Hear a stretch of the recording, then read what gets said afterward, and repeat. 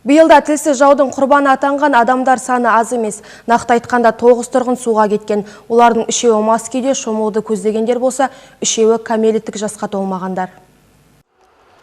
Жыл сайын төтеншеліктер тарапынан түсіндірме жұмыстары бірнеше рет жүргізілсе де, ескертулерді ескеріп жатқандардың қатары шамалы. Көбі Құдайдың өзі сақтасын деп айдынға қойып кетеді де мына өмірмен қош айтысып жатады. Ал жасөспірім балалардың ата-ананың рұқсатынсыз және қарауынсыз су айдындарында шомылулары себепті ажал құшағында кететіні тағы бар.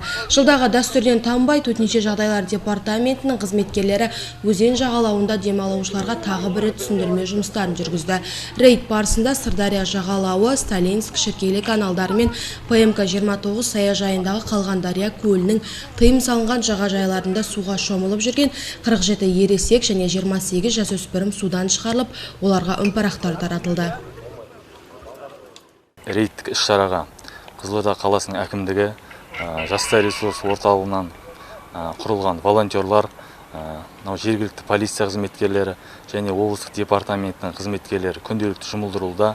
Сонымен қатар басқарманың атынан ашылған әлеуметтік желілерде аталған тақырыпта 16 мақала жарияланды және арнайы 9 видеоролик дайындалды.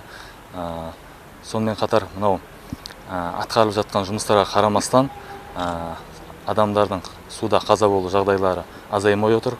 Қала тұрғындарынан сұрайтынымыз, балаларды қараусыз су жағалауына жібермеуді сұраймыз. Масаң күйде суға түсуге болмайтын азаматтардан сұраймыз.